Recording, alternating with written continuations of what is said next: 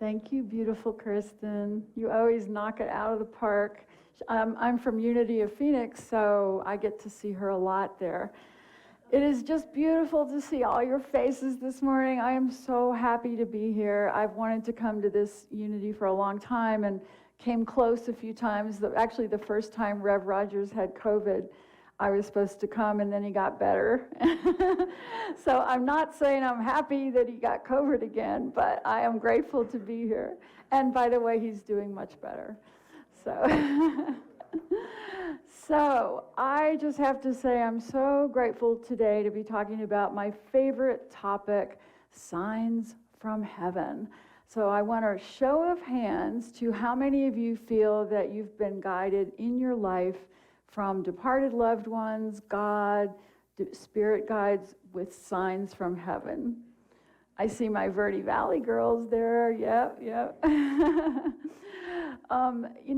When Kirsten was singing about chains, it really occurred to me that the greatest chains we have here on earth is when we believe that this physical world is real, right?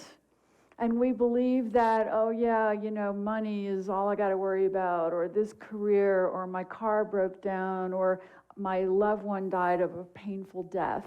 This is supposedly real things. But when we take that deep breath, when we quiet the mind, when we open the heart, when we meditate, when we pray, we're suddenly aware of a whole different reality. The reality of the divine realms that we come from, that we live with here in our hearts, and that there is no death, that all of our departed loved ones are in a beautiful freedom learning realm of divine awareness, and that we can connect with them, talk to them, ask for guidance, and that, as Unity teaches, this is an all good, all God universe. That is reality. And yet the chains that pull us down say, oh no, there was a mass shooting in California today, or politics are crazy, or the economy, or this or that, or this or that. Those are the chains, and they are illusions. So how many of you have lost a loved one? I'm amazed if there's anybody who hasn't, because one of the things about human life is that we go along thinking it's kind of a party down here, or maybe we think it's all about gathering success or gathering things, cars, jobs, and then we lose a loved one. And that may be the first time in our life when we start getting amazing signs, irrefutable signs, and we have to consider the invisible reality. We have to consider the word heaven, that there is a life beyond the physical that we can't see, touch, or feel, but is more real than this physical world. And I'm especially blessed because I was 29 when my first husband died of cancer back in the 70s. And don't moan, it was the greatest blessing of my life. I mean, at the moment, I would have killed you if you'd said that to me. But now I can see that when that occurred in 1979, and I got instant signs from my beautiful husband that he was alive and well and wanted me to go on. In fact, he was talking to me this morning because he was actually, he had a master's in divinity, and he's all about ministry. And so whenever I come to speak, I always feel him like whispering in my ear what I should talk about, everything. So I'm like, okay, Paul, got it. Meanwhile, my beautiful husband, Gene, is in the lobby selling my books, and I'm beyond grateful to have him in my life. He's an angel. But when my first husband crossed over, he died of colon cancer. And so the reality that I was shown, and many of you know this moment where you think, I will never feel love again. I will never be able to have a good life. I am labeled the widow, the grieving one at a young age. How can my life ever be good again? Have any of you ever hit a moment like that? Yeah. And how did you find your way through it? prayer, because when we pray or meditate, we are acknowledging that there's a different answer, a different view, that there's a sign from heaven waiting to lift us up. When I gave this talk earlier this morning, so many people came back in the lobby. This wonderful man, he had lost his wife in July to cancer. He said it was a brain tumor. And I said, have you been getting signs from her? And he pulled out his phone. He's like, so many, I have to show you. And he was showing me like orbs in his backyard. You all know an orb is an illustration of spirit, and lights that come on and off. And he was showing me this light he had built in his wife's honor in his backyard. And he had turned it off, gone out of town. He came home, the light was on. He went over to his neighbor, like, did you turn that light on? No. These are beautiful signs that we get from our departed, from the invisible world, that say, you are never alone. In your darkest, most lonely moment, or grief-stricken moment, or afraid moment, there are divine beings, departed loved ones, God, spirit, angels, whatever you want to call them, lining up to lift you up, to help you realize you're an all-powerful divine being who came here on purpose just for this moment of pain, so you could open to it and grow and evolve. And when you're ready, turn around and make a difference for others with what you've learned. So I love talking about the happiest people I've ever met. And whenever I say that, people kind of, if they don't know me, they think, oh, is she talking about what, a millionaire, or somebody who's beautiful and successful and young, happy? Nah, those people are usually not happy at all. But I am so blessed to know and love the group of moms who founded helpingparentsheal.org. And if you've lost a child, or you know anyone who's lost a child, you have to go to that website. It's a nonprofit organization, helpingparentsheal.org. And what they do, Elizabeth, my true love woman here who started this organization, Elizabeth Boisson, I'm going to share with you her sign that changed her life. So Elizabeth first lost an infant baby, Chelsea. We still celebrate Chelsea. And then she was blessed to raise 3 other children, and her oldest son, beautiful Morgan, love of her life, just a gorgeous soul. He, in his college time, went on an exchange trip in Nepal, and they were just going to go to the base camp of Everest as part of their studies. And Elizabeth is home in Cave Creek, and she gets a phone call, the phone call no parent ever wants to get, that says, Morgan has severe altitude sickness and we don't think he's going to make it. And if you could know Elizabeth, this is how she handled that moment. They patched her through on the satellite phone, so she was home, and she was talking. He wasn't conscious, but she was saying, Morgan, I love you, I love you. If you have to go now, it's okay. We love you and we'll always be with you. And he took his last breath, and she felt, I want you to feel this with me because you can, a bear hug. Physically felt Morgan bear hug her to let her know that he was still alive in spirit. She said in that moment of the hug, she knew that there is no death and that her son was fine, and that she was going to make the rest of her life devoted to helping other parents who had lost children. Now talk about a life well lived. Because we all hit the moment, and losing a child, in my opinion, is the greatest devastation anyone could ever have.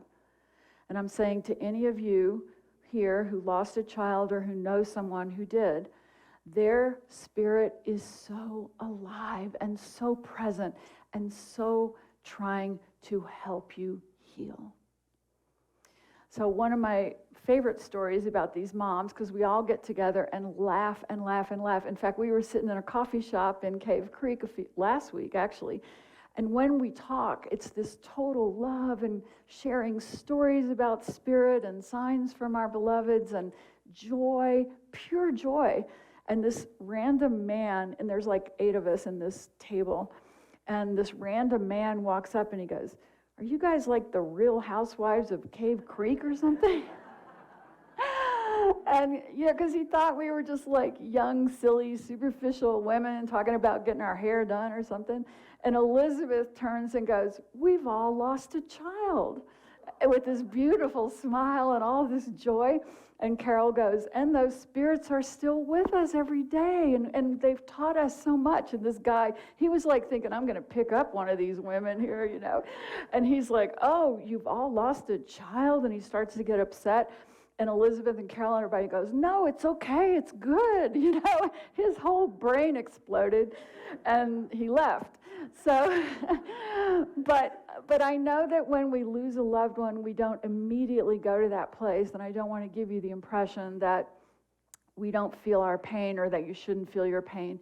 Grief is a two-footed journey, as I say. We walk in the physical world, we have to feel the pain here. When Paul, my husband, died, I was really in so much pain, and I cried my eyes out every day pretty much for a long time. And I still think crying is an awesome thing because it relieves pain from your heart chakra and it changes your chemistry. Did you know that when you have a good cry, it raises your endorphins, which are the feel-good hormones? So I'm a huge fan of crying.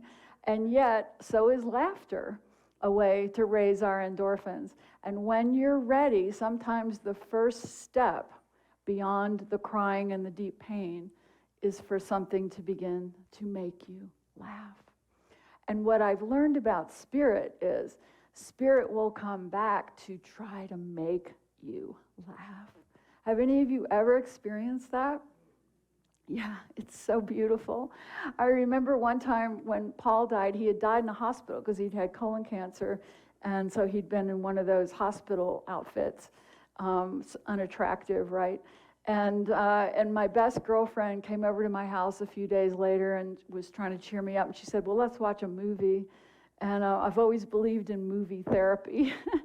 And so we're sitting there watching some movie from the early 80s about what happens when you die. I think it was like where you see all these people crossed over wearing exactly what they were wearing when they died. And my friend Kathy and I were like, "Oh no, like you have to be always on guard of what you wear because you could go at any moment and be stuck in that for eternity." And we were all like, "Poor Paul, he's got those green, horrible hospital gown on." And that moment of laughter, my friend Kathy looked over and said, "You're going to be okay. You're going to be okay." And I even had a best girlfriend who took me to laugh before I even knew she had crossed, because she knew the power of laughter. My best girlfriend, Chrissy, she died shortly after Paul died. She actually was diagnosed with leukemia just a few months after Paul died. I was only 30. Like, I signed up for a big wake-up call early on. I didn't want to get this lifetime wrong. I wanted to wake up and learn. And Chrissy was diagnosed shortly after Paul died, but Chrissy had always been my laughing girlfriend, the girl who made me giggle. We giggled in church all the time while the nuns were sitting behind us, and we were just shaking, trying not to make any noise. And she would make my stomach hurt when we laughed. And so I knew Chrissy had been diagnosed, and we'd seen each other, and then she had been in remission, and so I thought she was doing okay. And one night, all night long, Chrissy was taking me, flying me around, showing me people we knew, and making me laugh hysterically with her, to the point where I'd kind of wake up in the middle of the night, I'd feel my stomach muscles hurting from laughing, and I'd be going, "Chrissy, you're making me pee in my pants. You got to stop it."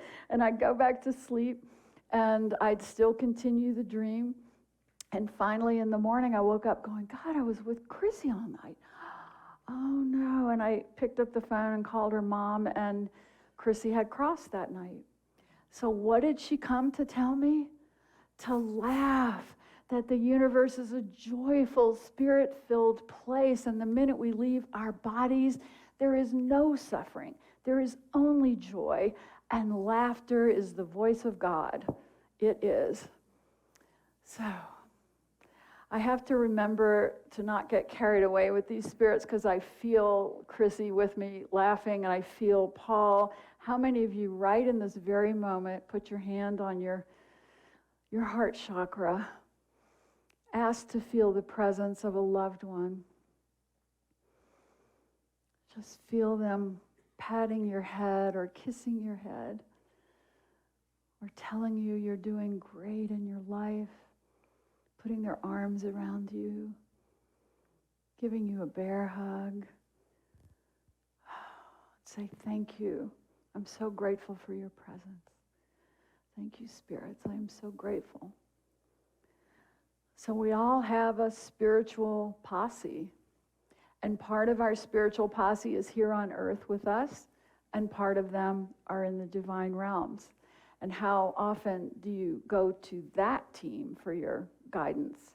Well, I have to say I've learned, because, I've been around at least for a little while here. I always joke with my daughter, my kids get so frustrated with me and technology. I run a business, so I always have to be doing computer and podcasts and all these things. And I do clients by Zoom every day. And yet, there are some things I can't do, like Instagram. Like, does anybody know how that frickin' works? Like, I cannot figure that out for the life of me. But I have to remind my kids, I never even saw a computer until I was 31 or 2, really, before there were computers. And I was a journalist, so I was in a newsroom on my beloved Selectric IBM typewriter. Those were awesome. And then all of a sudden, the editor brings all computers to us one day. That's how the transition was made. And he said, oh, you'll figure it out. Your story's due at 5. So I still have that reaction to anything new, technology-wise, like, Instagram. But I will just say that the only thing that holds us back from the full-on blessing received from Spirit, focusing more on the invisible than the visible, is our heart. Because it's your mind, your monkey mind, and God bless our minds because we need them. Like, if we didn't have them, we couldn't have a job. We couldn't be smart. We couldn't do anything on a computer. We couldn't do the laundry. So we agreed to come in with the left brain logic mind. But we intended to come in led by the heart. When you see a child or an infant, they are pure heart beings, connected to source, not yet programmed to block their feelings, to block their intuition, and instead to be in their head. It takes us years to train a child to shut down their intuition and their feelings and only be in their head. And that is the worst thing that we do to our children. Because we intended to walk 2 feet, 1 physical and 1 pure heart, and to be aware of God and divinity while we were able to do the computer, while we were able to do the logic stuff. And we get out of whack. And more often than not, we get focused on the physical, on the logic brain, the left mind. Because that feels safe, right? We think if I'm logical and smart, then I can survive here. For years, I was a journalist back before that had a bad name. That was back in the 80s, and I wrote for newspapers and magazines. I ended up being VP of content for the beginnings of websites when they came along. And so I had to be like in my left brain getting the facts of a story right. And it was such a relief when I hit one of my many reinvention points. And I said, you know what? I gotta speak from my spirit, my heart. I can no longer speak words all day that are not meaningful to me, that seem tedious and left-brained, when my heart, my soul, my spirit wants to say, I see your greatness. I see your divine essence. You came here with a soul mission, and let me help you see how gorgeous your path is here. That's all I wanted to say. I didn't want to say, oh, well, what time do you need that story? And so when I reinvented my career and got to do what I do now for a living, I am so blessed because every day I get to hear a story from someone just like you talking about their pain moments of waking up, their reinvention points of realizing they needed meaningful work, the moment their beloved crossed over and came back to help them wake up to a bigger reality. The thing I love about unity is unity has this right. Unity says, principle number one, this is an all good, all God universe. God runs it. God lives inside of all of us. And the only way we can really believe that is to shift our view to the divine, to the signs, not to the tedium in front of us. So I have many people in Unity that I love, but Emily Cady is always one of my favorites. And her book, Lessons in Truth, the secret place of Most High that she talks about, she writes, the point of mystical union between man and God, wherein we know that God abides always at the center of our own being, where God abides always at the center of our own being. That says it all. Because if you know God is in you, then you know that even in your moment of greatest pain, God is with you, guiding you, and that all you have to do is open up, trust whatever signs are coming to you. So how many of you feel that you do let signs help you make decisions and choices? Look at all you enlightened people. Reverend Rogers has really brought you all in as enlightened souls.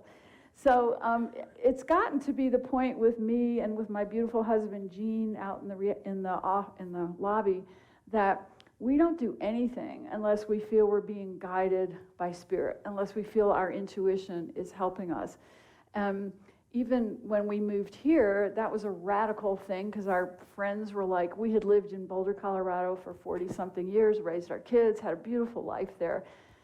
And Jean, in 2018, was diagnosed with a serious aggressive cancer. And I'd already lost one husband to cancer and several friends and my father. And so at that point, I had said, well, Jean, this is your play. How do you want to do this? And because my will, I had learned early on, you can't will another person to live. Agreed? If it is their exit point, if it's their time for their soul to go, your job is to love them through the transition and encourage them to know that you will be fine. Took me too many decades to learn that, but I did. And so Jean said, well, let's figure this out and see what feels right. And we were talking about this on the way here because his diagnosis was 5 years ago in February, next month. And in that moment, we were sitting in this, we were talking about on the way here, it's like the dark day, you know. The doctor calls us in after his biopsy. We're sitting in this little room, fluorescent lights, and she's saying, go home, get your papers in order. There's only really a few weeks. It's too advanced. That was 5 years ago. Thank you, Jean. Thank you, Spirit. And I think my husband, Paul, was like, oh, no, she can't go through that again, you know. We got to help him. And so Jean said, I'm going to look for a doctor that says yes, that says something different. And there was a doctor here in Mayo in Phoenix who had a kind of a cutting edge treatment. And I said, well, let's go meet him and see how it feels to us. And so we went to Mayo, met this doctor, and we knew instantly he was our person. Didn't even matter what the treatment was. We had the heart-centered knowing that this was our path. And literally in a few months, we'd packed up our whole life and moved here. And our friends in Colorado were like going, you guys are old and you've lived here forever. Like, why are you doing this? Like, just fly down for treatment, you know? And, but that did not feel right. And through the blessing of God and following signs, our life is so magnificent now. Do you know, I would not have met my best friends, Carol and Elizabeth and Lynn and all my Helping Parents Heal moms, because I didn't know them when I lived in Colorado. I was working with grieving people, but I was on my own. I had books out about it, about connecting to spirit. But somehow, even though I worked with grieving moms all over the country, no one had ever shown me helpingparentsheal.org. And so I thought, okay, I'll go to Phoenix and it'll be Jean's gig. And somehow, at my old age, I'll find some new friends. Well, I'm here to tell you, Spirit brought us here, immediately connected me to Elizabeth and the Helping Parents Heal moms. I have the best girlfriends I've ever had in my whole life now. And I'm 71. How is that possible? Because Spirit is always taking you where you need to go. Our job is simply to listen and to trust. So, and again, that brings me to what is reality, because people, even my own family, would say, that is not realistic. Has anybody ever said that to you? Well, here's your answer. Do you think you really understand the nature of reality? What do you think the quantum physicists say about the nature of reality? Say it with me, everything is energy taking form for us, by us, through us, with us. This is not a rock-solid, unchangeable, unmutable universe. This is an energetic interplay. So there is no such thing as something realistic. And as beautiful Wayne Dyer once said, right, you have to believe it to see it. Let's say that again. You have to believe it to see it. Yes, thank you. I once wrote a whole book called How to Stop Facing Reality. No publisher wanted it because they thought people won't understand what you're talking about. I was like, well, then they're idiots, you know? They need the book because we aren't here to face reality. I mean, how many times have you had the grimmest reality laid out in front of you and then something magic happens? What I say to all my grieving clients, actually all my clients, no matter what kind of reinvention they're in, is there is so much magic here waiting to happen for you. You are not stuck in some grim reality. You can't predict what's going to happen. Even when you get older, your mind starts going, oh, well, it's only a few more years and my body's going to deteriorate and I better downsize. I mean, just this whole negative thing we have about aging, right? Honey, I am 71, having the best time of my frickin' life. I love unity. I love my Helping Parents Heal women. I love my clients. I see Spirit more powerful than ever to help them. If this had been my life in my 20s, I mean, I wasn't ready, but I would say I'd had a heavenly paradise life. But what it had to get me here through was the moments of devastation. Could it be true? Do you all think it's true? That we don't pay attention to what this life is really about, to signs from heaven, until we're devastated by something. When you think back about what changed your life, was it divorce? Was it grief, death? Was it an illness that made you have to reinvent and finally pay attention to you and what you needed? Or was it bankruptcy, career collapse? Those are great blessings that come wrapped up in a package that says, this is a horrible thing, and you open the package and, oh my God, the magic unfolds. But we have to trust that. My favorite Hebrews quote, I'm sorry that I have to look at it every time. I have a bad memory. I think you can forgive me for that. I have 71 memories, not great, but you know, the rest of it's going on, so. Faith is the assurance of things hoped for and the conviction of things not seen. Faith is the assurance of things hoped for and the conviction of things not seen. So somebody today told me that their departed loved one had crossed several years ago and they didn't ever get a sign. Have you ever had somebody tell you that? So the reality is that that beloved departed is bending over backwards trying to give them signs in every form, from a bird to an orb to electric lights going off and on. And their logic, cynical mind is saying, oh, that's just a coincidence. Anytime you hear yourself say, that's just a coincidence, back it up and say, what could this sign be showing me? So last summer, I was so thrilled to be a part of the Helping Parents Heal big conference that they had here in Arizona. Did you know there was over 900 grieving parents at this conference? And all the hotel workers told me that they thought it was going to be so depressing to be working with this group, you know, that they were all prepared for lots of tears. They'd put Kleenex boxes everywhere. And we were talking about signs and quantum physics and what is reality and how do you measure the electromagnetic soul, and on and on and on. And we were the most joyful. They told us at the end, you all are the happiest people we've ever had come for a conference. And you're all grieving because it depends on your point of view. You get to choose every day. Do you want to live happy, open-hearted, facing the possibilities, accepting the signs? Or do you want to believe in reality? Stop facing reality. That's my biggest advice to you. But I want to share this one really quick sign here before we close up. I am so blessed. Next time I'm going to bring slides because I really want to show you some of these.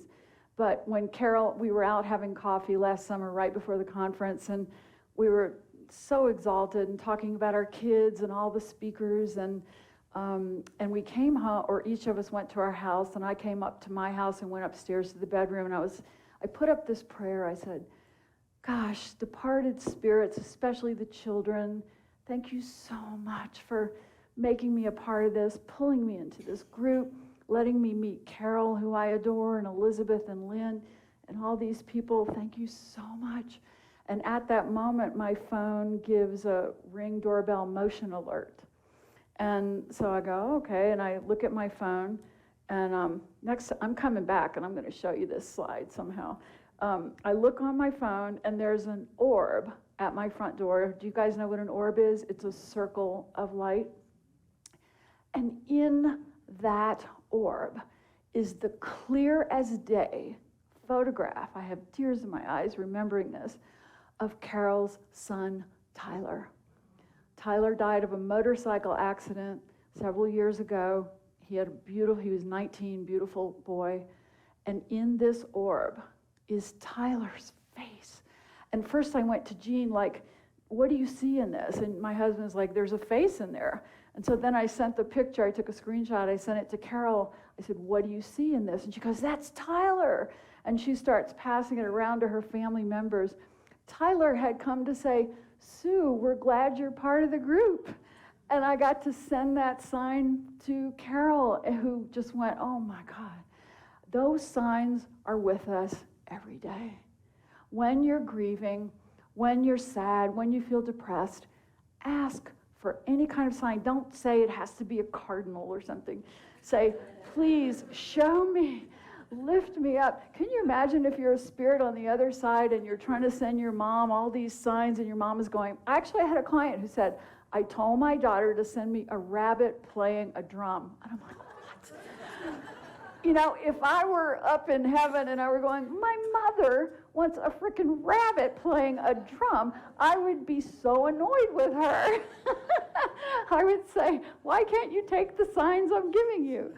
So remember, if you're looking for it to be a certain way, it's not going to happen that way. They do it their way. It's very easy for them to do electronic stuff. We even have electronics things happening in our house all the time, and it's crazy. I mean, I have a lot of people in heaven, but sometimes you just want a peaceful night. Like one night they woke us up turning on the stereo system. Seriously, nobody in our house, music comes on. And the cats can't yet figure out how to turn knobs. So when those things happen, you just have to say, thank you, God. Thank you, Spirit, for always reminding me that I am a divine being who came here on purpose to make a difference in the world with my pain in my unique way, turning it around to help others. And I will open my heart and trust and listen, and so it is. Thank you so much. Thank you so much.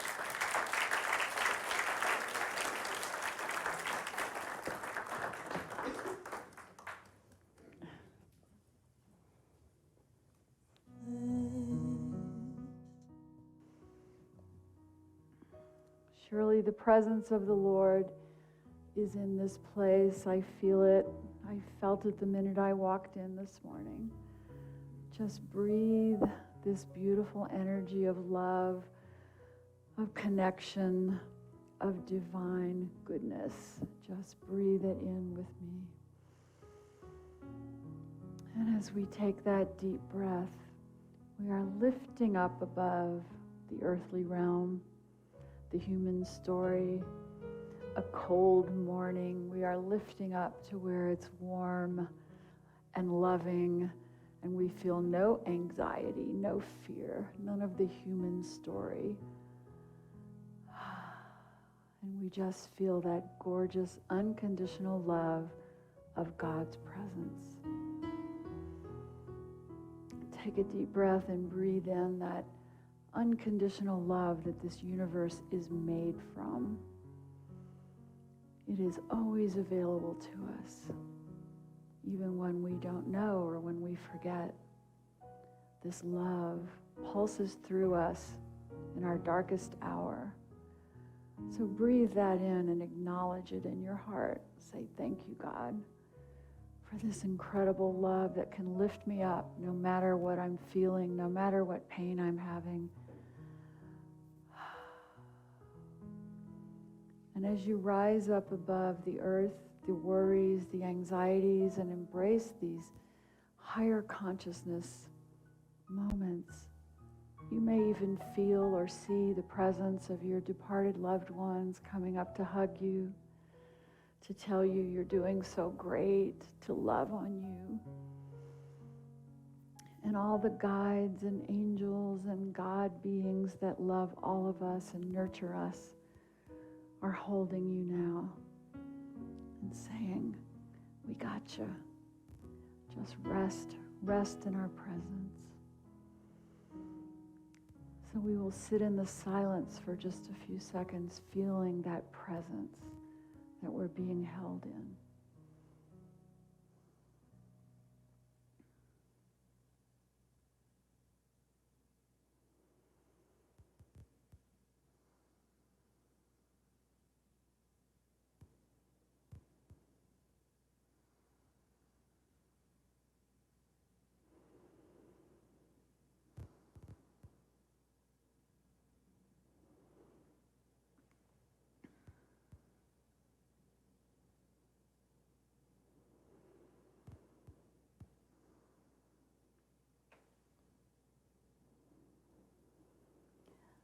This nurturing presence of God is with us, in us, and available to us 24/7. And so as we acknowledge it, and we come back into the body, into the physical world, we carry that awareness with us. That we are never alone, that we are always receiving signs that all is well, and that our loved ones on the other side of the veil are well and happy and watching over us, and that they love us completely. And so we embrace that awareness and breathe into this day, knowing that we'll bring our full open heart to every moment of this day. And so it is.